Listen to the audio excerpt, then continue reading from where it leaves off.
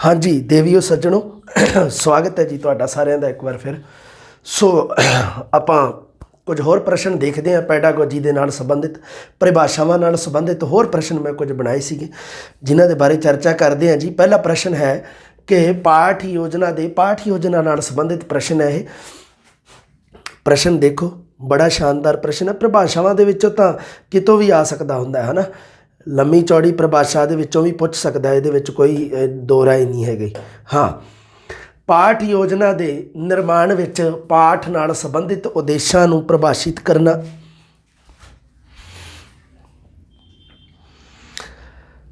पाठ वस्तु की चोण करना, उस नूं व्यवस्थित करना, प्रस्तुतिकरण दीआं विधियां, प्रस्तुतिकरण की प्रक्रिया अते तकनीकां दा निर्धारीकरण शामिल है। ये पाठ योजना नाल संबंधित प्रश्न है भी तुहाडा।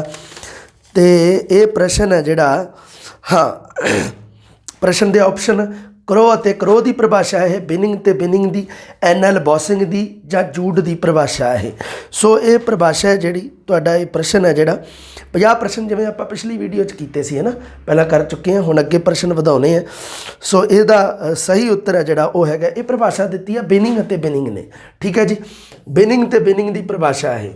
बिनिंग ते बिनिंग की परिभाषा आ सारे है ना जिहड़े करो अते करो, बिनिंग अते बिनिंग, बॉसिंग, जूड, ये सारे है जिहड़े इन्हां दीआं बहुत इंपोर्टेंट है परिभाषावां, सारिਆਂ ਦੀਆਂ परिभाषावां आ जाणगीਆਂ। अगला प्रश्न आ देखो, पाठ योजना उस विवरण का नाम है जिस विच यह स्पष्ट किया जाता है। आ प्रश्न आया होया कि किसी पाठ तो की उपलब्धियां प्राप्त करनियां हन अते उन्हां नूं साधना द्वारा श्रेणी दीआं क्रियावां दे फल स्वरूप प्राप्त करना है।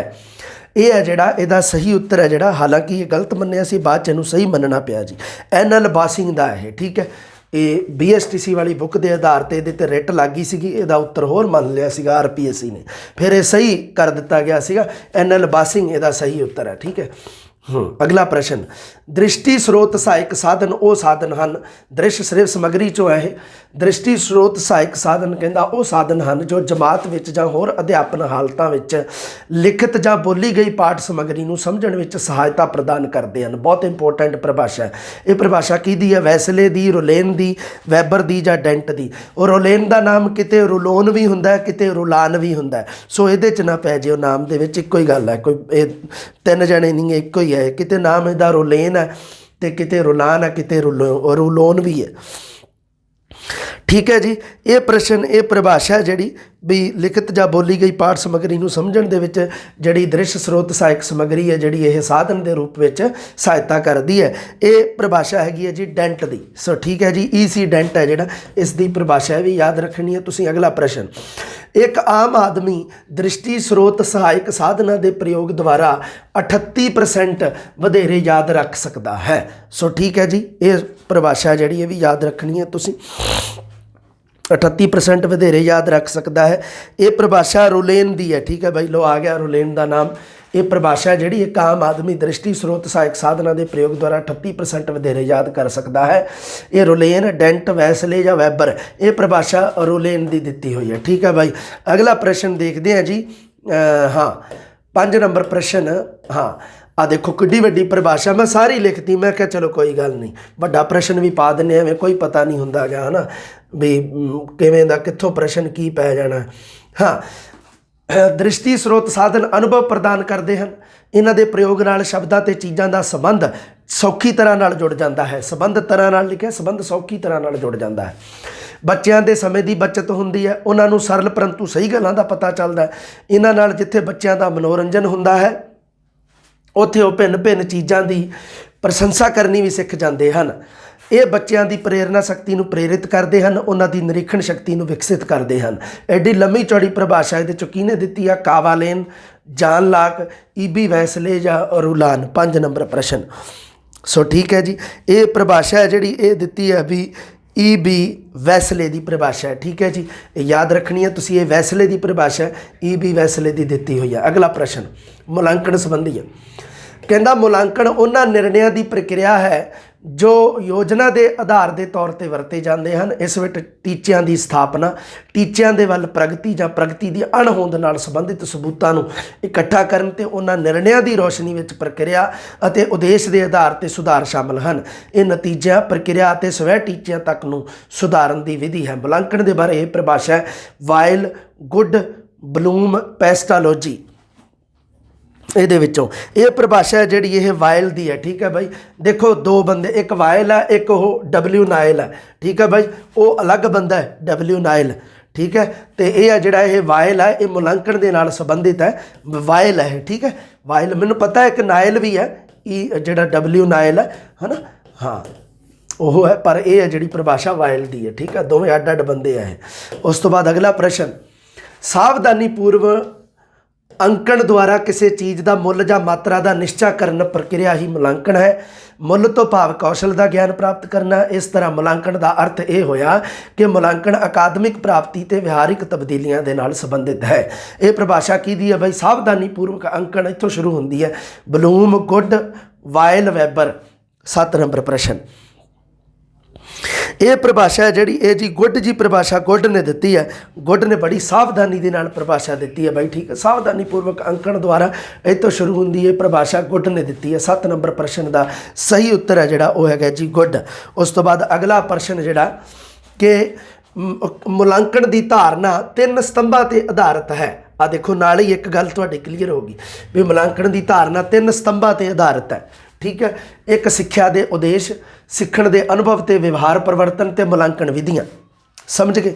ਹੁਣ ਇਹ ਗੱਲ ਕਿਹਨੇ ਦੱਸੀ ਆ ਵੀ ਮੁਲਾਂਕਣ ਦੀ ਧਾਰਨਾ 3 ਸਤੰਭਾਂ ਤੇ ਆਧਾਰਿਤ ਹੈ? ਵੀ ਸਿੱਖਿਆ ਦੇ ਉਦੇਸ਼, ਸਿੱਖਣ ਅਨੁਭਵ ਤੇ ਵਿਵਹਾਰ ਪਰਿਵਰਤਨ ਤੇ ਮੁਲਾਂਕਣ ਵਿਧੀਆਂ। ਕਾਵਾਲੇਨ, ਜੇਮਸ ਐਮ ਲੀ, ਜੁੰਗ ਜਾਂ ਬਲੂਮ।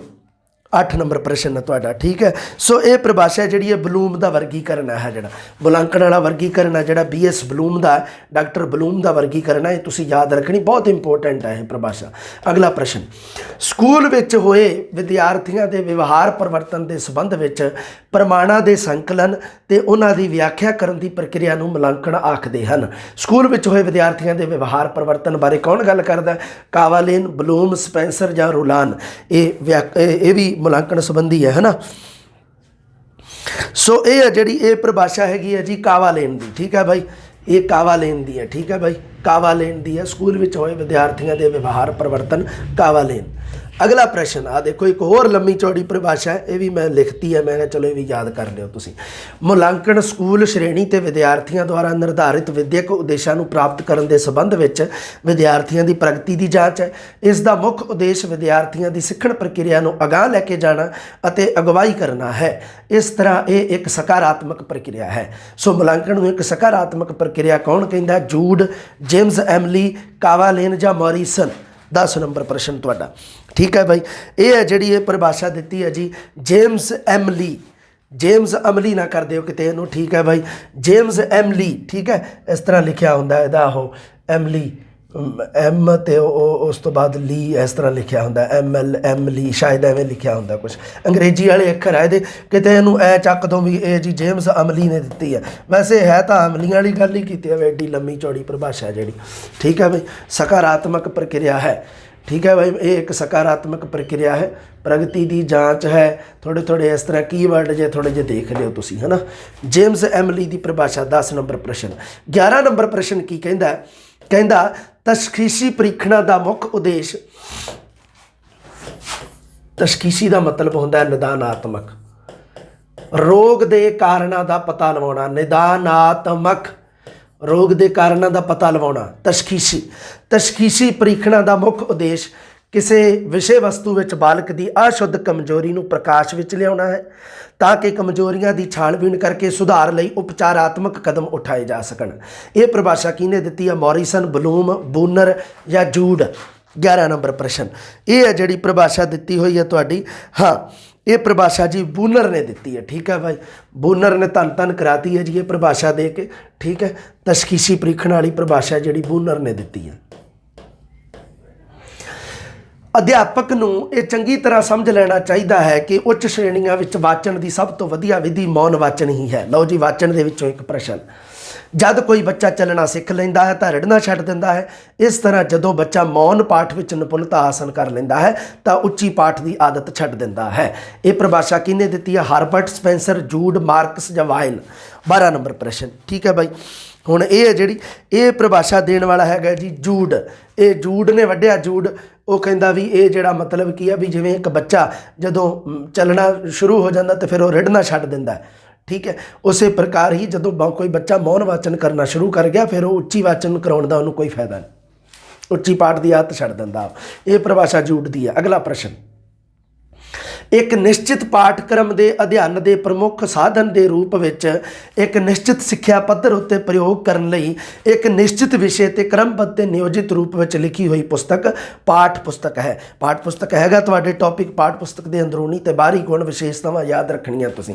प्रश्न बहुत इंपोर्टेंट बनूगा उत्थों। सो ये प्रश्न है जिहड़ा 13 नंबर प्रश्न पाठ पुस्तक नाल संबंधित है।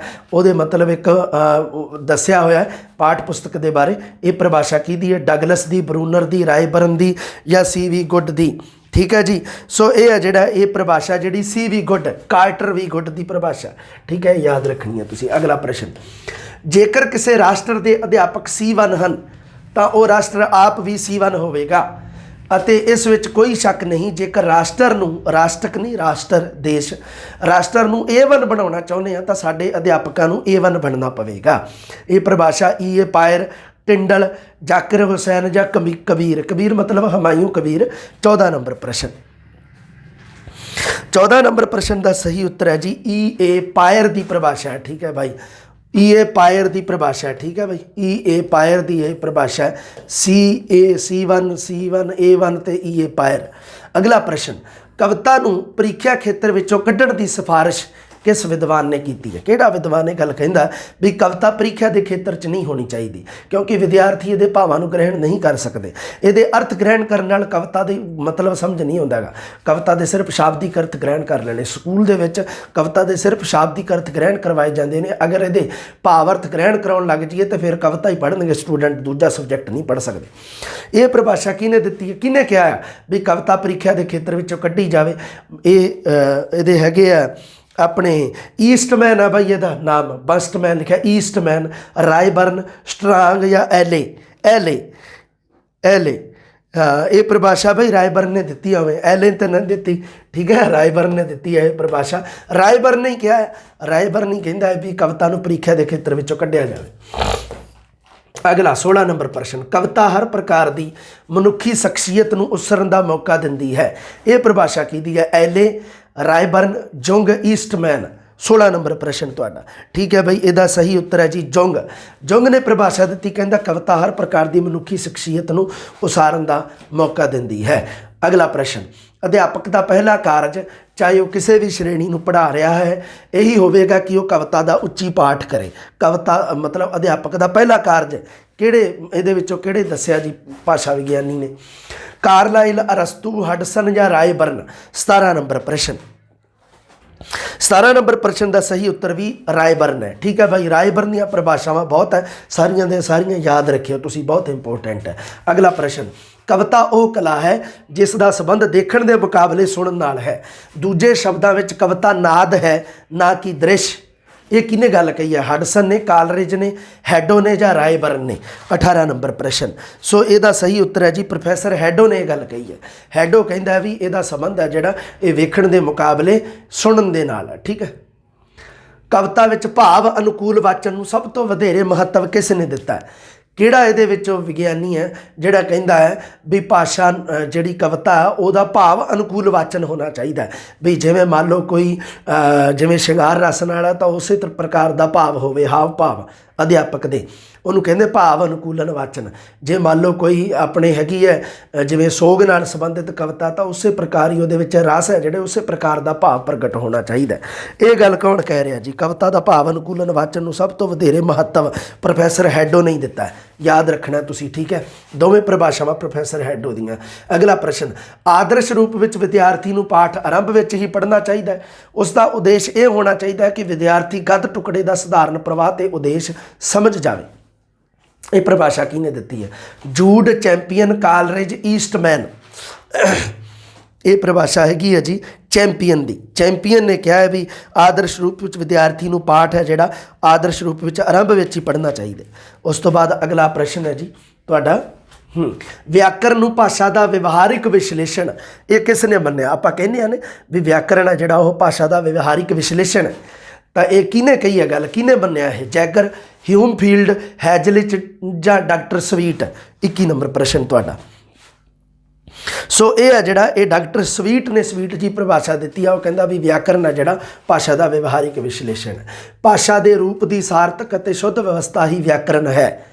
ਭਾਸ਼ਾ ਦੇ ਰੂਪ ਦੀ ਸਾਰਥਕ ਅਤੇ ਸ਼ੁੱਧ ਵਿਵਸਥਾ ਹੀ ਵਿਆਕਰਨ ਹੈ। ਇਹ ਪਰਿਭਾਸ਼ਾ ਕਿਹਨੇ ਦਿੱਤੀ ਹੈ, ਹਿਊਮਫੀਲਡ, ਹੈਜ਼ਲਿਟ, ਪਾਣਨੀ ਜਾਂ ਸਵੀਟ।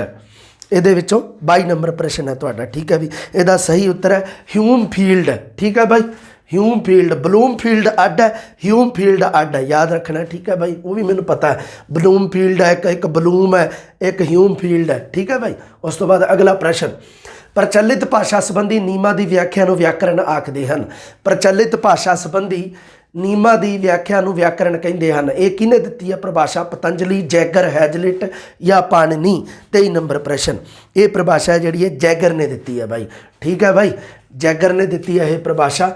ਅਗਲਾ ਪ੍ਰਸ਼ਨ ਦੇਖਦੇ ਹਾਂ ਜੀ, 24 ਨੰਬਰ ਪ੍ਰਸ਼ਨ। ਹਾਂ, 24 ਨੰਬਰ ਪ੍ਰਸ਼ਨ ਆ ਰਿਹਾ ਮਿੱਤਰੋ, ਵਿਆਕਰਨ ਭਾਸ਼ਾ ਦੀ ਵਿਸ਼ੇਸ਼ ਪ੍ਰਕਾਰ ਦੀ ਸੰਰਚਨਾ ਦਾ ਵਰਣਨ ਹੈ। ਵਿਆਕਰਨ ਦੇ ਵਿੱਚੋਂ ਪਰਿਭਾਸ਼ਾਵਾਂ ਸਾਰੀਆਂ ਦੇ ਦਿੱਤੀਆਂ, ਮੈਂ ਕਿਹਾ ਕੋਈ ਪਤਾ ਨਹੀਂ ਐਵੇਂ ਪਰਿਭਾਸ਼ਾ ਪੁੱਛੇ। ਵਿਆਕਰਨ ਭਾਸ਼ਾ ਦੀ ਵਿਸ਼ੇਸ਼ ਪ੍ਰਕਾਰ ਦੀ ਸੰਰਚਨਾ ਦਾ ਵਰਣਨ ਹੈ। ਇਹ ਪਰਿਭਾਸ਼ਾ ਕਿਹਦੀ ਹੈ, ਜੈਗਰ, ਸਵੀਟ, ਹੈਜ਼ਲਿਟ ਜਾਂ ਪਤੰਜਲੀ। 24 ਨੰਬਰ ਪ੍ਰਸ਼ਨ। 24 ਨੰਬਰ ਪ੍ਰਸ਼ਨ, ਵਿਆਕਰਨ ਭਾਸ਼ਾ ਦੀ ਵਿਸ਼ੇਸ਼ ਪ੍ਰਕਾਰ ਦੀ ਸੰਰਚਨਾ ਦਾ ਵਰਣਨ ਹੈ। ਇਹ ਪਰਿਭਾਸ਼ਾ ਬਾਈ ਹੈਜ਼ਲਿਟ ਨੇ ਦਿੱਤੀ ਹੈ, ਠੀਕ ਹੈ ਬਾਈ। 24 ਨੰਬਰ ਦਾ ਸਹੀ ਉੱਤਰ ਹੈ ਹੈਜ਼ਲਿਟ। ਉਸ ਤੋਂ ਬਾਅਦ ਅਗਲਾ ਪ੍ਰਸ਼ਨ, ਮਾਤ ਭਾਸ਼ਾ ਲਈ ਵਿਆਕਰਨ ਦੀ ਪੜ੍ਹਾਈ ਦਾ ਕੋਈ ਅਰਥ ਨਹੀਂ ਹੈ। ਇਹ ਤਾਂ ਕਲਾਸੀਕਲ ਭਾਸ਼ਾਵਾਂ ਲਈ ਉਚਿਤ ਹੈ।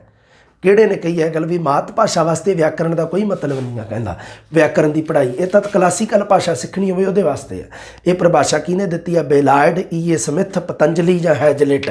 25 ਨੰਬਰ ਪ੍ਰਸ਼ਨ ਤੁਹਾਡਾ। ਇਹਦਾ ਜਿਹੜਾ ਸਹੀ ਉੱਤਰ ਹੈ ਉਹ ਹੈਗਾ ਬੇਲਾਰਡ, ਠੀਕ ਹੈ ਬਾਈ, BS ਬੇਲਾਰਡ ਦੀ ਪਰਿਭਾਸ਼ਾ ਹੈ। ਅਗਲਾ ਪ੍ਰਸ਼ਨ, ਰਸਮੀ ਵਿਆਕਰਨ ਦਾ ਭਾਸ਼ਾ ਸਿੱਖਿਆ ਨਾਲ ਕੋਈ ਸੰਬੰਧ ਨਹੀਂ। ਗੱਲਬਾਤ ਕਰਨ, ਸਹੀ ਨਮੂਨਿਆਂ ਦੀ ਚੋਣ ਤੇ ਇਹਨਾਂ ਤੋਂ ਪ੍ਰੇਰਨਾ ਲੈਣ ਨਾਲ ਭਾਸ਼ਾ ਸਿੱਖਿਆ ਦਾ ਪੱਧਰ ਉੱਚਾ ਕੀਤਾ ਜਾ ਸਕਦਾ ਹੈ। ਰਸਮੀ ਵਿਆਕਰਨ ਦਾ ਭਾਸ਼ਾ ਸਿੱਖਿਆ ਨਾਲ ਕੋਈ ਸੰਬੰਧ ਨਹੀਂ, ਕਹਿੰਦਾ ਗੱਲਬਾਤ ਕਰਨ, ਸਹੀ ਨਮੂਨਿਆਂ ਦੀ ਚੋਣ ਤੇ ਇਹਨਾਂ ਤੋਂ ਪ੍ਰੇਰਨਾ ਲੈਣ ਨਾਲ ਭਾਸ਼ਾ ਸਿੱਖਿਆ ਦਾ ਪੱਧਰ ਉੱਚਾ ਕੀਤਾ ਜਾ ਸਕਦਾ ਹੈ। ਇਹ ਪਰਿਭਾਸ਼ਾ ਕਿਹਦੀ ਹੈ, ਮੌਰੀਸਨ, ਕਾਲਰਿਜ, ਬੇਲਾਰਡ ਜਾਂ ਈ ਏ ਸਮਿਥ। ਇਹ ਪ੍ਰਸ਼ਨ ਹੈ ਜਿਹੜਾ ਤੁਹਾਡਾ, ਇਹਦਾ ਸਹੀ ਉੱਤਰ ਹੈ ਬਾਈ ਈ ਏ ਸਮਿਥ ਦੀ ਪਰਿਭਾਸ਼ਾ ਹੈ। ਈ ਏ ਸਮਿਥ, ਸਮਿਥ ਲਿਖਿਆ, ਸਮਿਥ ਹੈ। ਉਸ ਤੋਂ ਬਾਅਦ ਅਗਲਾ ਪ੍ਰਸ਼ਨ, ਭਾਸ਼ਾ ਦੀ ਸ਼ੁੱਧਤਾ, ਸਪਸ਼ਟਤਾ, ਸ਼ਬਦਾਂ ਦੀ ਪ੍ਰਕਿਰਤੀ, ਪ੍ਰਯੋਗ ਤੇ ਅੰਤਰ ਆਦਿ ਨੂੰ ਜਾਣਨ ਲਈ ਵਿਆਕਰਨ ਜ਼ਰੂਰੀ ਹੈ ਅਤੇ ਉਸ ਦੀ ਪੜ੍ਹਾਈ ਵੀ ਸਾਰਥਕ ਹੈ। ਇਹ ਪਰਿਭਾਸ਼ਾ ਕਿਹਨੇ ਦਿੱਤੀ ਹੈ, ਪਤੰਜਲੀ, MM ਲਿਊਸ, ਬੇਲਾਰਡ ਜਾਂ ਡਿਊਈ। ਲਾਰਡ ਡਿਊਈ ਦਾ ਨਾਮ ਵੀ ਆ ਗਿਆ ਹੈ ਨਾ।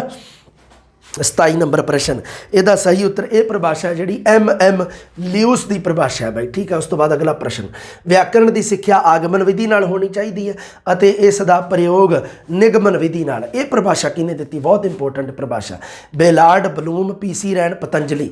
ਇਹ ਪਰਿਭਾਸ਼ਾ ਕਿਹਨੇ ਦਿੱਤੀ ਆ ਵੀ। 28 ਨੰਬਰ ਪ੍ਰਸ਼ਨ ਦਾ ਸਹੀ ਉੱਤਰ ਹੈ ਜਿਹੜਾ ਉਹ ਹੈਗਾ ਜੀ PC ਰੈਨ, ਰੈਨ ਨੇ ਪਰਿਭਾਸ਼ਾ ਦਿੱਤੀ ਹੈ ਇਹ ਬਾਈ, ਠੀਕ ਹੈ। ਅਗਲਾ ਪ੍ਰਸ਼ਨ, ਪੁਸਤਕਾਲੇ ਨੂੰ ਵਰਤਮਾਨ ਯੁੱਗ ਦਾ ਸੱਚਾ ਵਿਸ਼ਵ ਵਿਦਿਆਲਾ ਕਿਸ ਨੇ ਕਿਹਾ ਹੈ। ਲਾਇਬ੍ਰੇਰੀ ਨੂੰ ਵਰਤਮਾਨ ਯੁੱਗ ਦਾ ਸੱਚਾ ਵਿਸ਼ਵ ਵਿਦਿਆਲਾ। 29 ਨੰਬਰ ਪ੍ਰਸ਼ਨ, ਕਾਰਲਾਈਲ, CO ਹਾਊਲ, N ਐਡਮੋਨਸਨ ਜਾਂ ਪੰਡਿਤ ਨਹਿਰੂ। 29 ਨੰਬਰ ਪ੍ਰਸ਼ਨ, ਇਹਦਾ ਸਹੀ ਉੱਤਰ ਹੈ ਬਾਈ ਕਾਰਲਾਈਲ, ਕਾਰਲਾਈਲ ਨੇ ਕਿਹਾ ਬਾਈ ਇਹਨੂੰ, ਠੀਕ ਹੈ। ਕਾਰਲਾਈਲ ਨੇ ਲਾਇਬ੍ਰੇਰੀ ਨੂੰ ਵਰਤਮਾਨ ਯੁੱਗ ਦਾ ਸੱਚਾ ਵਿਸ਼ਵ ਵਿਦਿਆਲਾ ਕਿਹਾ। ਅਗਲਾ ਪ੍ਰਸ਼ਨ, ਪੁਸਤਕਾਲੇ ਵਿੱਚ ਵਿਸ਼ਵ ਸੰਸਕ੍ਰਿਤੀ ਦਾ ਨਿਵਾਸ ਹੁੰਦਾ ਹੈ। ਇਹ ਪਰਿਭਾਸ਼ਾ ਕਿਹਨੇ ਦਿੱਤੀ ਹੈ, ਪੰਡਿਤ ਨਹਿਰੂ, ਗਾਂਧੀ, ਕਾਰਲਾਈਲ ਜਾਂ CO ਹਾਊਲ। ਵਿਸ਼ਵ ਸੰਸਕ੍ਰਿਤੀ ਦਾ ਨਿਵਾਸ। 30 ਨੰਬਰ ਪ੍ਰਸ਼ਨ, ਇਹਦਾ ਸਹੀ ਉੱਤਰ ਹੈ ਬਾਈ D ਨੰਬਰ ਆਪਸ਼ਨ, CO ਹਾਊਲ ਦੀ ਪਰਿਭਾਸ਼ਾ ਦਿੱਤੀ ਹੋਈ ਹੈ। ਉਸ ਤੋਂ ਬਾਅਦ ਅਗਲਾ ਪ੍ਰਸ਼ਨ, ਪੁਸਤਕਾਲਾਂ ਨੂੰ ਸਕੂਲ ਦਾ ਅਗਲਾ ਪ੍ਰਸ਼ਨ ਹੈ ਜਿਹੜਾ ਮੈਂ ਉੱਧਰੋਂ ਵੀ ਪੜ੍ਹੀ ਜਾਂਦਾ ਨਾ, ਮੇਰੇ ਕੋਲ ਉੱਧਰ ਵੀ ਇਹਦੀ PDF। ਹਾਂ, ਪੁਸਤਕਾਲਾਂ ਨੂੰ ਸਕੂਲ ਦਾ ਦਿਮਾਗ ਕਿਸ ਨੇ ਕਿਹਾ। ਆ ਚੱਕੋ, ਇੱਕ ਨੇ ਕਿਹਾ ਸੀਗਾ ਸਰ ਪੁਸਤਕਾਲਾਂ ਨੂੰ ਸਕੂਲ ਦਾ ਹਿਰਦੈ ਕਿਹਾ ਹਿੰਦੀ ਦੇ ਵਿੱਚ। ਬਾਈ ਹਿੰਦੀ ਨਹੀਂ ਮੈਂ ਪੜ੍ਹਦਾ, ਮੈਨੂੰ ਕੁਛ ਨਹੀਂ ਧਿਆਨ ਗਾ, ਉਹ ਤੁਸੀਂ ਆਪਣਾ ਆਪ ਜਾਣੋ। ਇਹ ਤਾਂ ਮੈਂ ਮਤਲਬ ਪ੍ਰੋਫੈਸ਼ਨਲ ਬੁੱਕ ਦੇ ਵਿੱਚੋਂ ਪੜ੍ਹਿਆ ਵੀ, ਉਹੀ ਨੰਦਰਾ ਵਾਲੀ ਬੁੱਕ ਦੇ ਵਿੱਚੋਂ ਹੀ ਤੁਹਾਨੂੰ ਪਤਾ ਮੈਂ ਪੜ੍ਹਦਾ ਜ਼ਿਆਦਾਤਰ ਚੀਜ਼ਾਂ, ਅਤੇ ਉਹਦੇ ਵਿੱਚ ਹੀ ਇਹ ਪੁਸਤਕਾਲਾਂ ਨੂੰ ਸਕੂਲ ਦਾ ਦਿਮਾਗ ਕਿਹਾ ਉਹਨੇ, ਠੀਕ ਹੈ। ਨਰਵਸ ਸਿਸਟਮ ਜਿਹੜਾ, ਨਰਵੀ ਸਿਸਟਮ ਹੈ ਜਿਹੜਾ ਉਹ ਕਿਹਾ ਉਹਨੇ। ਹੁਣ ਉਸ ਨਰਵੀ ਸਿਸਟਮ ਨੂੰ ਇਹ ਨਹੀਂ ਪਤਾ ਵੀ ਪੰਜਾਬੀ ਪੰਜਾਬੀ 'ਚ ਕੀ ਦਿਮਾਗ ਕਹਿੰਦੇ ਕਿ ਕੀ ਕਹਿੰਦੇ ਆ ਜਾਂ ਹਿਰਦਾ ਕਹਿੰਦੇ ਆ, ਹੈ ਨਾ। ਤੁਸੀਂ ਆਹ ਹੀ ਯਾਦ ਰੱਖਣਾ, ਪੁਸਤਕਾਲਿਆਂ ਨੂੰ ਸਕੂਲ ਦਾ ਦਿਮਾਗ ਕਿਸ ਨੇ ਕਿਹਾ। ਗੱਲ ਤਾਂ ਇਹ ਹੈ ਵੀ ਇਹ ਕਿਹਨੇ ਕਹੀ ਹੈ ਗੱਲ ਇਹ, ਗਾਂਧੀ, ਜੌਨ ਡਿਊਈ, ਐਡਮੋਨਸਨ ਜਾਂ ਪੰਡਿਤ ਨਹਿਰੂ। 31 ਨੰਬਰ ਪ੍ਰਸ਼ਨ, ਇਹ ਜੀ ਜੌਨ ਡਿਊਈ ਨੇ ਕਹੀ ਹੈ ਇਹ ਗੱਲ। ਜੌਨ ਡਿਊਈ ਨੇ ਪੁਸਤਕਾਲੇ ਨੂੰ ਸਕੂਲ ਦਾ ਦਿਮਾਗ ਕਿਹਾ ਹੈ, ਜੌਨ ਡਿਊਈ। ਅਗਲਾ ਪ੍ਰਸ਼ਨ, ਗਿਆਨ ਗ੍ਰਹਿਣ ਪ੍ਰਕਿਰਿਆ ਸਮੇਂ ਵਿਅਕਤੀ 40% ਗਿਆਨ ਅੱਖਾਂ ਨਾਲ, 25% ਕੰਨਾਂ ਨਾਲ, 17% ਛੂਹਣ ਨਾਲ, 15% ਭਿੰਨ ਭਿੰਨ ਸਰੀਰਕ ਅਨੁਭਵਾਂ ਨਾਲ ਅਤੇ 3% ਸਵਾਦ ਚੱਖ ਕੇ ਜਾਂ ਸੁੰਘ ਕੇ ਗ੍ਰਹਿਣ ਕਰਦਾ ਹੈ। ਇਹ ਪਰਿਭਾਸ਼ਾ ਕਿਹਨੇ ਦਿੱਤੀ ਹੈ ਪਰਸੈਂਟਾਂ ਵਾਲੀ? ਫਰੋਬਲ, ਰੋਲਾਨ, ਜੇ ਵੈਬਰ ਜਾਂ ਡੈਂਟ। 32 ਨੰਬਰ ਪ੍ਰਸ਼ਨ, ਠੀਕ ਹੈ ਬਾਈ। 32 ਨੰਬਰ ਪ੍ਰਸ਼ਨ ਜਿਹੜੀ ਇਹ ਪਰਿਭਾਸ਼ਾ ਇਹ ਵੈਬਰ ਨੇ ਦਿੱਤੀ ਹੈ ਬਾਈ। ਜੇ ਵੈਬਰ ਦੀ ਪਰਿਭਾਸ਼ਾ ਇਹ ਯਾਦ ਰੱਖਣੀ ਹੈ। ਅਗਲਾ ਪ੍ਰਸ਼ਨ, ਦ੍ਰਿਸ਼ਟੀ ਸਰੋਤ ਸਹਾਇਕ ਸਾਧਨਾਂ ਦੇ ਪ੍ਰਯੋਗ ਨੂੰ ਆਪਣੀਆਂ ਨਵੀਨ ਸਿੱਖਿਆ ਵਿਧੀਆਂ ਵਿੱਚ ਸਭ ਤੋਂ ਮਹੱਤਵ ਸਥਾਨ ਕਿਸ ਨੇ ਦਿੱਤਾ ਹੈ? ਸਭ ਤੋਂ ਮਹੱਤਵ ਸਥਾਨ ਕਿਸ ਨੇ ਦਿੱਤਾ ਹੈ? ਦ੍ਰਿਸ਼ਟੀ ਸਰੋਤ ਸਹਾਇਕ ਸਾਧਨਾਂ ਦੇ ਪ੍ਰਯੋਗ ਨੂੰ ਆਪਣੀਆਂ ਨਵੀਨ ਸਿੱਖਿਆ ਵਿਧੀਆਂ ਵਿੱਚ ਸਭ ਤੋਂ ਮਹੱਤਵਪੂਰਨ ਸਥਾਨ ਇਹਦੇ ਵਿੱਚੋਂ ਕਿਹਨੇ ਦਿੱਤੇ ਆ? ਆਹ ਦੋ ਇਹਨਾਂ ਦੀਆਂ ਸਿੱਖਿਆ ਵਿਧੀਆਂ, ਫਰੋਬਲ ਦੀ ਵੀ ਸਿੱਖਿਆ ਵਿਧੀ, ਮਾਂਟੇਸਰੀ ਦੀ ਵੀ ਹੈ ਵੀ ਇਹਨਾਂ ਦੇ ਵਿੱਚੋਂ ਜ਼ਿਆਦਾ ਸਥਾਨ ਕਿਹਨੇ ਦਿੱਤਾ? ਫਰੋਬਲ, ਮਾਂਟੇਸਰੀ ਦੋਨੋਂ ਸਹੀ ਹਨ ਜਾਂ ਦੋਨੋਂ ਗਲਤ? ਅਸਲ ਦੇ ਵਿੱਚ ਦੋਨਾਂ ਨੇ ਹੀ ਮਹੱਤਵਪੂਰਨ ਸਥਾਨ ਦਿੱਤਾ ਹੈ। ਉਹਨਾਂ ਦ੍ਰਿਸ਼ਟੀ ਸਰੋਤ ਸਹਾਇਕ ਸਾਧਨਾਂ ਨੂੰ ਦੋਨਾਂ ਨੇ, ਫਰੋਬਲ ਤੇ ਮਾਂਟੇਸਰੀ ਨੇ, ਦੋਨੋਂ ਸਹੀ ਹਨ। ਯਾਦ ਰੱਖਣਾ ਬਹੁਤ ਇੰਪੋਰਟੈਂਟ ਹੈ। ਅਗਲਾ ਪ੍ਰਸ਼ਨ, ਕਿਸੇ ਵੀ ਸਿੱਖਿਆ ਪ੍ਰੋਗਰਾਮ ਦਾ ਆਧਾਰ ਚੰਗਾ ਅਧਿਆਪਕ ਹੈ ਅਤੇ ਦੇਖਣ ਸੁਣਨ ਦੇ ਸਾਧਨ ਇਸ ਆਧਾਰ ਦਾ ਜ਼ਰੂਰੀ ਅੰਗ ਹਨ। ਆਹ ਪਰਿਭਾਸ਼ਾ ਆ ਚੁੱਕੀ ਹੈ ਬਾਈ। ਇਹ ਹੈ ਜੀ ਡਬਲਿਊ ਨਾਇਲ ਦੀ ਪਰਿਭਾਸ਼ਾ, ਠੀਕ ਹੈ ਬਾਈ। ਡਬਲਿਊ ਨਾਇਲ ਦੀ ਪਰਿਭਾਸ਼ਾ, ਇਹ ਮੈਨੂੰ ਲੱਗਦਾ ਵੀ ਉਹ ਮਿਸਪ੍ਰਿੰਟ ਹੋ ਗਿਆ ਸੀ ਜਦੋਂ ਇਹ ਪੇਪਰ ਆਇਆ ਸੀਗਾ, ਤਾਂ ਮਿਸਪ੍ਰਿੰਟ ਦੇ ਵਿੱਚ ਡਬਲਿਊ ਕਾਇਲ ਸੀ, ਤੇ ਮੈਨੂੰ ਲੱਗਦਾ ਵੀ ਡਿਲੀਟ ਹੋ ਗਿਆ ਸੀ, ਫਿਰ ਡਬਲਿਊ ਨਾਇਲ ਹੈ। ਉਸ ਤੋਂ ਬਾਅਦ ਅਗਲਾ ਪ੍ਰਸ਼ਨ, ਮੈਨੂੰ ਸ਼ਿਓਰ ਨਹੀਂ ਪਤਾ ਇਹਦੇ ਬਾਰੇ, ਪਰ ਮੈਨੂੰ ਇੰਨਾ ਪਤਾ ਵੀ ਉਹ ਡਬਲਿਊ ਕਾਇਲ ਸੀਗਾ ਉਹਦੇ ਵਿੱਚ ਪੇਪਰ 'ਚ। ਅਗਲਾ ਪ੍ਰਸ਼ਨ, ਮੁਲਾਂਕਣ ਇੱਕ ਨਵਾਂ ਤਕਨੀਕੀ ਸ਼ਬਦ ਹੈ। ਇਹ ਅਜਿਹੇ ਮਾਪਣ ਲਈ ਵਰਤਿਆ ਜਾਂਦਾ ਹੈ ਜਿਹੜੇ ਪੁਰਾਤਨ ਪ੍ਰੀਖਣਾਂ ਤੇ ਪ੍ਰੀਖਿਆਵਾਂ ਨਾਲੋਂ ਵਧੇਰੇ ਵਿਸ਼ਾਲ ਤੇ ਨਵੀਨ ਹੈ। ਮੁਲਾਂਕਣ ਸੰਬੰਧੀ ਇਹ ਪਰਿਭਾਸ਼ਾ ਕਿਹਨੇ ਦਿੱਤੀ ਹੈ? ਰਾਈਟ, ਰਾਸ, ਗਾਂਧੀ, ਕਾਵਾਲੇਨ। 35 ਨੰਬਰ ਪ੍ਰਸ਼ਨ, 35 ਨੰਬਰ ਪ੍ਰਸ਼ਨ ਦੀ ਸਹੀ ਜਿਹੜੀ ਹੈਗੀ ਆ right answer, this is the right answer. Right ਨੇ ਦਿੱਤੀ ਹੈ ਪਰਿਭਾਸ਼ਾ। 35 ਨੰਬਰ ਦਾ ਸਹੀ ਉੱਤਰ ਹੈ ਰਾਈਟ, ਇਹ ਨੰਬਰ ਆਪਸ਼ਨ। ਅਗਲਾ ਪ੍ਰਸ਼ਨ, ਮੁਲਾਂਕਣ ਬੱਚੇ ਦਾ ਸਹੀ ਮਾਪਦੰਡ ਸਥਾਪਿਤ ਕਰਦਾ ਹੈ, ਉਹ ਬੱਚਿਆਂ ਦਾ ਸੰਪੂਰਨ ਮਾਪਣ ਕਰਦਾ ਹੈ। ਇਹ ਪਰਿਭਾਸ਼ਾ ਕਿਹਨੇ ਦਿੱਤੀ ਹੈ? ਕਾਵਾਲੇਨ, ਰਾਸ, ਰਾਈਟ ਜਾਂ ਬਲੂਮ। ਮੁਲਾਂਕਣ ਬੱਚੇ ਦਾ ਸਹੀ ਮਾਪਦੰਡ ਸਥਾਪਿਤ ਕਰਦਾ ਹੈ। ਇਹ ਪਰਿਭਾਸ਼ਾ ਕਾਵਾਲੇਨ, ਰਾਸ, ਰਾਈਟ, ਬਲੂਮ, ਇਹ ਰਾਸ ਦੀ ਪਰਿਭਾਸ਼ਾ ਹੈ ਬਾਈ, ਠੀਕ ਹੈ ਬਾਈ। ਉਸ ਤੋਂ ਬਾਅਦ ਅਗਲਾ ਪ੍ਰਸ਼ਨ, ਮੁਲਾਂਕਣ ਸੰਪੂਰਨ ਸ਼ਖਸੀਅਤ ਤੇ ਸਿੱਖਿਆ ਪ੍ਰੋਗਰਾਮਾਂ ਉੱਤੇ ਜ਼ੋਰ ਦਿੰਦਾ ਹੈ। ਇਹ ਸਿਰਫ ਵਿਸ਼ਿਆਂ ਦਾ ਮੁਲਾਂਕਣ ਹੀ ਨਹੀਂ ਕਰਦਾ, ਸਗੋਂ ਰੁਚੀ, ਪ੍ਰਵਿਰਤੀ, ਸੋਚਣ ਵਿਚਾਰਨ ਦੇ ਆਦਰਸ਼, ਕਾਰਜ ਤੇ ਵਿਅਕਤੀਗਤ ਤੇ ਸਮਾਜਿਕ ਅਨੁਕੂਲਨ ਪ੍ਰਵਿਰਤੀ ਦਾ ਵੀ ਅੰਕਣ ਕਰਦਾ ਹੈ। ਇਹ ਪਰਿਭਾਸ਼ਾ ਕਿਹਦੀ ਹੈ? ਰਾਸ, ਰਾਈਟ, ਰਾਈਟ ਸਟੋਨ ਜਾਂ ਬਲੂਮ। ਇਹ ਮੈਂ ਦੋਨੇ ਆਪਸ਼ਨ ਤਾਂ ਪਾਇਆ, ਮੈਂ ਕਿਹਾ ਤੁਹਾਨੂੰ ਰਾਈਟ ਤੇ ਰਾਈਟ ਸਟੋਨ ਦੋ ਅਲੱਗ-ਅਲੱਗ ਸ਼ਖਸ ਹੈ ਦੋਨੇ, ਰਾਈਟ ਤੇ ਰਾਈਟ ਸਟੋਨ, ਠੀਕ ਹੈ ਬਾਈ। ਸੋ ਇਹ ਹੈ ਜਿਹੜੀ ਇਹ ਸਹੀ ਉੱਤਰ ਇਹਦਾ ਜਿਹੜਾ ਤੁਹਾਡਾ ਇਹ 37 ਨੰਬਰ ਪ੍ਰਸ਼ਨ ਹੈ, ਇਹਦਾ ਸਹੀ ਉੱਤਰ ਹੈ ਜੀ ਰਾਈਟ ਸਟੋਨ ਦੀ ਪਰਿਭਾਸ਼ਾ।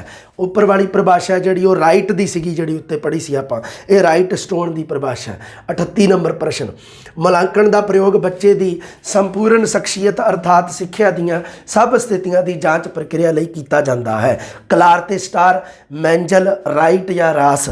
38 ਨੰਬਰ ਪ੍ਰਸ਼ਨ, ਇਹਦਾ ਸਹੀ ਉੱਤਰ ਹੈ ਜੀ ਰਾਸ। ਇਹ ਪਰਿਭਾਸ਼ਾ ਤੁਹਾਨੂੰ ਜ਼ਰੂਰ ਰਾਸ ਆਈ ਹੋਊਗੀ ਬਾਈ, ਠੀਕ ਹੈ। ਇਹਦਾ ਸਹੀ ਉੱਤਰ ਰਾਸ ਹੈ ਬਾਈ, 38 ਨੰਬਰ ਦਾ ਡੀ ਨੰਬਰ ਆਪਸ਼ਨ ਹੈ।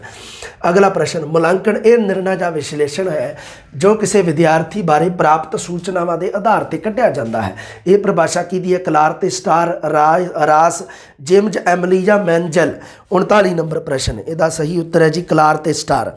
ਇਹਦਾ ਸਹੀ ਉੱਤਰ ਕਲਾਰ ਤੇ ਸਟਾਰ ਹੈ 39 ਦਾ। ਅਗਲਾ ਪ੍ਰਸ਼ਨ, ਜਿਵੇਂ ਤਰਖਾਣ ਤੇ ਰਾਜ ਮਿਸਤਰੀ ਵਾਰ-ਵਾਰ ਫੁੱਟੇ, ਸਕੁਐਰ ਲੈਵਲ ਫੁੱਟਾ ਹੁੰਦਾ ਨਾ ਸਕੇਲ, ਪ੍ਰਬੰਧ ਲਾਈਨ ਦੇ ਪ੍ਰਬੰਧ ਕੀਤੇ ਬਿਨਾਂ ਕੰਮ ਨਹੀਂ ਕਰ ਸਕਦੇ, ਇਸੇ ਤਰ੍ਹਾਂ ਭਾਸ਼ਾ ਦੇ ਅਧਿਆਪਕ ਤੇ ਵਿਦਿਆਰਥੀ ਲਗਾਤਾਰ ਅਭਿਆਸ ਤੇ ਪ੍ਰਾਪਤੀ ਦੇ ਮੁਲਾਂਕਣ ਤੋਂ ਬਿਨਾਂ ਵਿਕਾਸ ਨਹੀਂ ਕਰ ਸਕਦੇ। ਇਹ ਕਿਹਨੇ ਦਿੱਤੀ ਹੈ ਬਾਈ ਪਰਿਭਾਸ਼ਾ? ਰਾਈਟ, ਮੈਨਜਲ, ਰਾਸ, ਕਲਾਰ ਤੇ ਸਟਾਰ।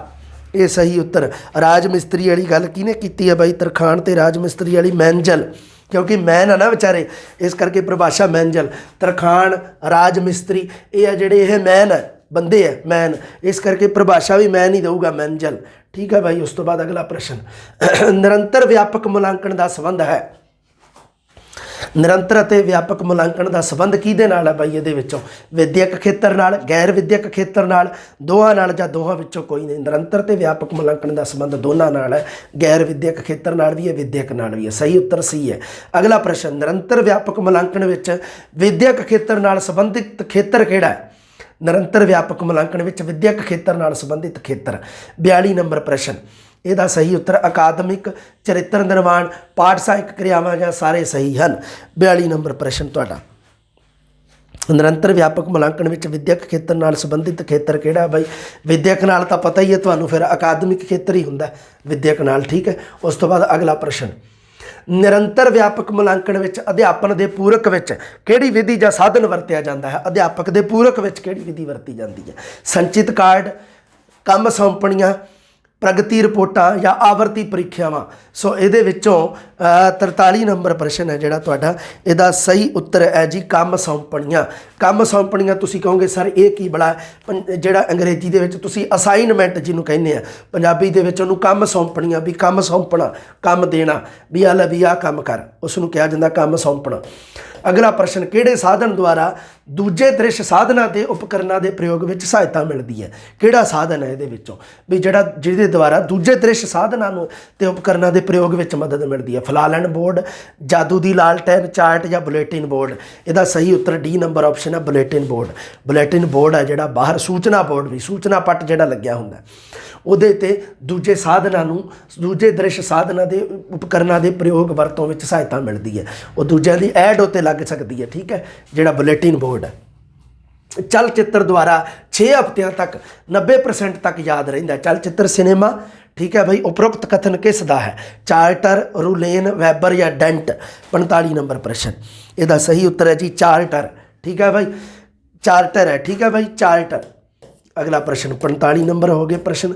ਅਗਲਾ ਪ੍ਰਸ਼ਨ ਹੈ ਜਿਹੜਾ 46 ਨੰਬਰ ਪ੍ਰਸ਼ਨ, ਵਿਆਕਰਨ ਦੀ ਸਿੱਖਿਆ ਦਾ ਉਦੇਸ਼ ਬੱਚੇ ਨੂੰ ਉਸ ਦੀ ਭਾਸ਼ਾ ਨੂੰ ਵਿਗਿਆਨਿਕ ਦ੍ਰਿਸ਼ਟੀਕੋਣ ਤੋਂ ਵੇਖਣ ਵਿੱਚ ਨਿਪੁੰਨ ਅਤੇ ਪ੍ਰਵੀਣ ਬਣਾਉਣ ਦਾ ਹੋਣਾ ਚਾਹੀਦਾ ਹੈ। ਵਿਆਕਰਨ ਦੀ ਸਿੱਖਿਆ ਦਾ ਉਦੇਸ਼ ਬੱਚੇ ਨੂੰ ਉਸ ਦੀ ਭਾਸ਼ਾ ਨੂੰ ਵਿਗਿਆਨਿਕ ਦ੍ਰਿਸ਼ਟੀਕੋਣ ਤੋਂ ਵੇਖਣ ਅਤੇ ਵੇਖਣ ਵਿੱਚ ਨਿਪੁੰਨ ਅਤੇ ਪ੍ਰਵੀਣ ਬਣਾਉਣ ਦਾ ਹੋਣਾ ਚਾਹੀਦਾ। ਇਹ ਪਰਿਭਾਸ਼ਾ ਕਿਹਨੇ ਦਿੱਤੀ ਹੈ? ਥਾਮਸਨ, ਵਾਈਟ, ਪੋਕਾਕ ਜਾਂ ਹਰਕੀਰਤ ਸਿੰਘ। 46 ਨੰਬਰ ਦਾ ਸਹੀ ਉੱਤਰ ਹੈ ਪੋਕਾਕ। ਪੋਕਾਕ ਹੈ ਬਾਈ, ਠੀਕ ਹੈ ਬਾਈ, ਪੋਕਾਕ। ਵੈਸੇ ਵੀ ਨਿਪੁੰਨ ਪੱਕੇ ਨੂੰ ਹੀ ਕਹਿੰਦੇ ਆ, ਹੈ ਨਾ, ਨਿਪੁੰਨ ਪ੍ਰਵੀਣ, ਜਿਹੜਾ ਪੱਕਾ ਹੋ ਜੇ ਬੰਦਾ, ਮਤਲਬ ਪੱਕਾ, ਤੇ ਪੱਕੇ ਤੋਂ ਹੀ ਬਣ ਗਿਆ ਪੋਕਾਕ। ਆ ਦੇਖੋ ਪੋਕਾਕ ਦੀ ਪਰਿਭਾਸ਼ਾ। ਅਗਲਾ ਪ੍ਰਸ਼ਨ, ਭਾਸ਼ਾ ਵਿੱਚ ਵਿਆਕਰਨ ਦੇ ਨਿਯਮਾਂ ਦਾ ਅਨੁਸਰਣ ਕਰਨ ਦੀ ਬਜਾਏ ਵਿਵਹਾਰਿਕਤਾ ਨੂੰ ਵਿਸ਼ੇਸ਼ ਮਹੱਤਵ ਦਿੱਤਾ ਜਾਣਾ ਚਾਹੀਦਾ ਹੈ। ਭਾਸ਼ਾ ਵਿੱਚ ਵਿਆਕਰਨ ਦੇ ਨਿਯਮਾਂ ਦਾ ਅਨੁਸਰਣ ਕਰਨ ਦੀ ਬਜਾਏ ਵਿਵਹਾਰਿਕਤਾ ਨੂੰ ਵਿਸ਼ੇਸ਼ ਮਹੱਤਵ ਦਿੱਤਾ ਜਾਣਾ ਚਾਹੀਦਾ ਹੈ। ਪਰਿਭਾਸ਼ਾ ਕਿਹਦੀ ਹੈ? ਪੋਕਾਕ, ਬੇਲਾਰਡ, ਸੋਸ਼ੀਓਰ, ਚੋਮਸਕੀ। 47 ਨੰਬਰ ਪ੍ਰਸ਼ਨ। ਸੋ ਇਹ ਜਿਹੜਾ ਸਹੀ ਹੈ ਇਹਦਾ ਹੈਗਾ ਜੀ ਚੋਮਸਕੀ ਦੀ ਪਰਿਭਾਸ਼ਾ ਹੈ ਜੀ, ਨੋਆਮ ਚੋਮਸਕੀ, ਠੀਕ ਹੈ ਬਾਈ। ਉਸ ਤੋਂ ਬਾਅਦ ਅਗਲਾ ਪ੍ਰਸ਼ਨ, ਵਿਆਕਰਨ ਦੇ ਨਿਯਮਾਂ ਦਾ ਵਿਆਕਰਨ ਦੇ ਨਿਯਮਾਂ ਦਾ ਗਿਆਨ ਵਿਦਿਆਰਥੀਆਂ ਵਿੱਚ ਮੌਲਿਕ ਵਾਕ ਬਣਾਉਣ ਦੀ ਯੋਗਤਾ ਉਤਪੰਨ ਕਰਦਾ ਹੈ। ਵਿਆਕਰਨ ਦੇ ਨਿਯਮਾਂ ਦਾ ਗਿਆਨ ਵਿਦਿਆਰਥੀਆਂ ਵਿੱਚ ਮੌਲਿਕ ਵਾਕ ਬਣਾਉਣ ਦੀ ਯੋਗਤਾ ਉਤਪੰਨ ਕਰਦਾ। ਇਹ ਕਿਹਨੇ ਕਹੀ ਹੈ ਪਰਿਭਾਸ਼ਾ?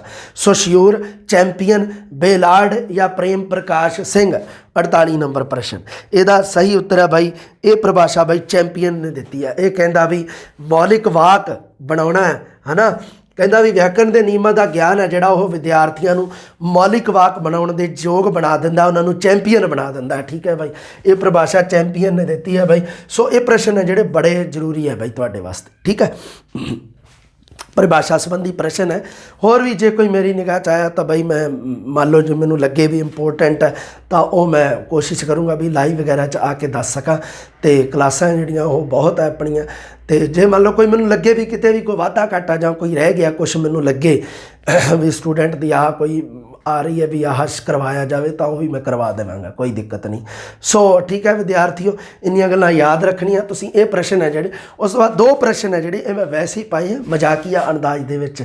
ਮੈਂ ਕਿਹਾ ਚਲੋ ਇੱਕ ਤੁਹਾਡੇ ਨਾਲ ਥੋੜ੍ਹਾ ਜਿਹਾ, ਕਿਉਂਕਿ ਐਗਜ਼ਾਮ ਦਾ ਜਿਹੜਾ ਲੋਡ ਹੁੰਦਾ ਨਾ ਉਹ ਬੜਾ ਮਤਲਬ ਖਤਰਨਾਕ ਹੁੰਦਾ।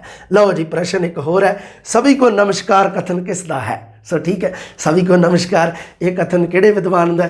ਸੰਤਵੀਰ sir, Simranjeet sir, Gurlal sir ਜਾਂ ਨਿਰਵੈਰ ਸਰ। ਤੁਹਾਨੂੰ ਪਤਾ ਹੀ ਹੈ ਵੀ ਪੜ੍ਹਾਉਣ ਵਾਲੇ ਤਾਂ ਦੋ ਹੀ ਬੰਦੇ ਆ। ਸੋ ਠੀਕ ਹੈ ਬਾਈ, ਦੋ ਆਪਸ਼ਨ ਤਾਂ ਕੱਢ ਗਏ। ਸੋ ਠੀਕ ਹੈ, ਗੁਰਲਾਲ ਸਰ, ਨਿਰਵੈਰ ਸਰ ਇਹ ਟੀਮ ਦੇ ਵਿੱਚ ਵਰਕ ਕਰਦੇ ਆ, ਟੀਮ ਵਰਕ ਹੈ ਇਹ।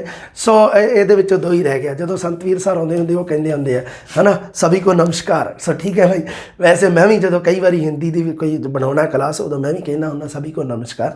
ਪਰ ਇਹ ਹੈ ਜਿਹੜਾ ਅਗਰ ਦੋਨਾਂ ਦੇ ਵਿੱਚੋਂ ਚੁਣਨਾ ਹੋਵੇ ਇੱਕ ਤਾਂ ਇੱਕ ਹੀ ਚੁਣਨਾ ਪਊਗਾ ਹੈ ਨਾ, ਕਿਉਂਕਿ ਦੋਨਾਂ ਦੇ ਵਿੱਚੋਂ ਜੇ ਦੋਨੇ ਚੁਣਨੇ ਫਿਰ ਕੁਐਸਚਨ ਡਿਲੀਟ ਹੋ ਜਾਣਾ ਹੈ। ਠੀਕ ਹੈ, ਸੋ ਇਹ ਸਹੀ ਉੱਤਰ ਹੈ ਸੰਤਵੀਰ ਸਰ ਹੈ। ਠੀਕ ਹੈ ਭਾਈ, ਹੁਣ ਇੱਕ ਬਹੁਤ ਮਹੱਤਵਪੂर्ण ਪ੍ਰਸ਼ਨ ਹੈ। हाँ, देवियों और सज्जनों, अगला सवाल डैश डैश डैश, ये कथन किसका है? सो ठीक है भाई, देवियों और सज्जनों अगला सवाल। चारे ऑप्शन तुसी देख लो भाई, भुलेखा खा जाओगे तुसी। आ देखो लै कि मेरे नाम का जलूस कढ़िया। नाम तो मेरा ही है मगर एक ये तो हाँ चलो ठीक है। हाँ, देवियों और सज्जनों अगला सवाल ये डैश डैश। अगला सवाल आपकी स्क्रीन पर ये रहा, ये कथन किसका है भाई? Simranjeet sir, Simranjeet sir, Simranjeet sir, Simranjeet sir. 5 number option है अमिताभ बच्चन। सो ठीक है भाई, सो ये वैसे ही तुहाडे जस्ट एक मजाक बनाए गए हैं, होर कोई दिक्कत नहीं इस तरह की कोई। हाँ ठीक है जी। सो तुसी ये विचों प्रश्न है जिहड़े बहुत इंपोर्टेंट है भाई, तुसी सारे दे सारे एक दो बार तुसी देखोगे ना, जदों जिवें एक दो बार पढ़ ले तुसी तां बल्ले बल्ले हो जानी है तुहाडी। ते प्रश्न मैनूं उम्मीद है, मैं ये उम्मीद करके बनाए है भी ਇਹਦੇ ਵਿੱਚੋਂ ਜ਼ਰੂਰ ਕੋਈ ਨਾ ਕੋਈ ਮੈਂ ਇਹ ਪੋਜ਼ਿਟਿਵ ਵੇ ਰੱਖ ਕੇ ਬਣਾਇਆ ਵੀ ਕਿਉਂ ਨਾ ਪਰਿਭਾਸ਼ਾਵਾਂ ਜਿਹੜੀਆਂ ਜਿੰਨੀਆਂ ਵੀ ਹੈਗੀਆਂ ਉਹਨਾਂ ਨੂੰ ਇਕੱਠਾ ਕੀਤਾ ਜਾਵੇ। ਤੇ ਮੈਨੂੰ ਲੱਗ ਗਿਆ 2 ਦਿਨ ਕਮ ਸੇ ਕਮ ਕਰਦੇ ਨੂੰ 100 ਪ੍ਰਸ਼ਨ 98 ਬਣੇ, 2 ਪ੍ਰਸ਼ਨ ਤਾਂ ਉਹੀ ਹੈ ਵਿਚਾਰੇ ਵਿੱਚ। ਸੋ ਠੀਕ ਹੈ ਵਿਦਿਆਰਥੀਓ, ਯਾਦ ਰੱਖਿਓ ਇਹਨਾਂ ਚੀਜ਼ਾਂ ਨੂੰ ਕੰਮ ਆ ਸਕਦੀਆਂ ਤੁਹਾਡੇ ਕਿਤੇ ਵੀ। ਸਤਿ ਸ਼੍ਰੀ ਅਕਾਲ।